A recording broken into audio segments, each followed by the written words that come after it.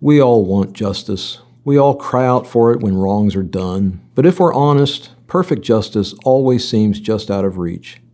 Courts fail, leaders fail, people fail. Human justice is never enough. And here's why. Justice is an immaterial idea. It is conceptual, grasped only by the mind, and based upon an even more foundational notion about right and wrong, good and bad, which also are immaterial. Even so, justice is a staple of human desire. We know justice means that things are somehow being made right, and we desire this deeply. And truthfully, people are right to long for justice. The problem is that it always seems elusive and difficult. People flounder over what is right and how to best set things right when a wrong has been committed.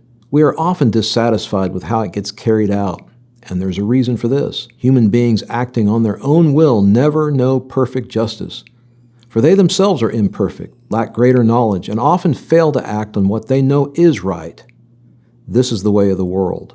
So here's our conundrum. In a world without God, there is no standard for ultimate justice. In a world with God, due to human wickedness, it will appear that there is no justice. In both cases, we will think that justice eludes us and may never happen at all. This isn't a new observation. Koheleth observed long ago that there is wickedness at the place of judgment, and there is wickedness at the place of righteousness.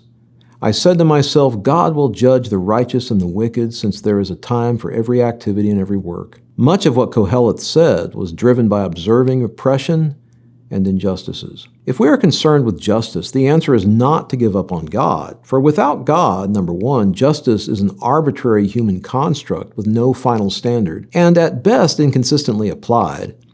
And number two, there can never be a time in which it can be said that final justice has happened. We would merely be at the whims of fallible people in power. And it's not hard to see how poorly that often goes. Wickedness takes over. With the powers of this world, that has always been the case, and if our hope lies only in what this world provides, we will be sorely disappointed and unfulfilled. Human justice will never be enough. C.S. Lewis argued against God on the basis of injustice in the world, then realized his argument was going nowhere. He wrote, "My argument against God was that the universe seemed so cruel and unjust. But how had I got this idea of just and unjust?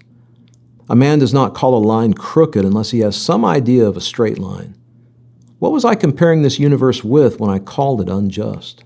To call something unjust is to assume a standard that is being violated. It's the same issue with calling something evil, yet where does such a standard come from? People in power? Societal consensus? Does might make right after all? None of these will serve as consistent standards over time. We know there has to be something more going on here. With God, though, we can gain a couple of things. First, we gain a standard for understanding justice, even if human beings are not consistent with its application. Second, we come to expect a time in which ultimate justice is accomplished, based on the resurrected Christ. Justice will be a reality, based upon a judge who can discern perfectly. Our hope is built upon this because we trust that righteousness and justice are the foundation of God's throne, according to Psalm 89:14. We may not understand it right now. We will see plenty of hypocrisy, oppression, and injustices.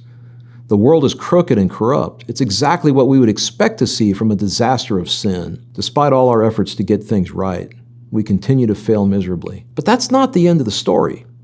We must not forget the nature of the gospel in this, for through Christ, God can be just and the justifier of the one who has faith in Jesus. Without God, not only is there no ultimate justice, there is also no ultimate grace. We're left only with the world's terribly skewed concepts of justice, and this has never satisfied people. It never will. For by observation, we will see that there is wickedness at the place of judgment, and there is wickedness at the place of righteousness. We long for something greater, and God has something greater in mind for us. Through Christ, justice is a reality. Yet so is grace. The one who has the final right to judge also has the right to supply mercy and forgiveness. Habakkuk's plea is realized. In wrath, remember mercy. While we seek justice now, let's remember that God holds final justice. He will set everything right, and in the meantime, He longs for us to accept the grace He offers. With God, perfect justice and perfect mercy roll down. So when you feel the weight of injustice, remember that the ultimate answer won't be found in human courts, but in God and God alone.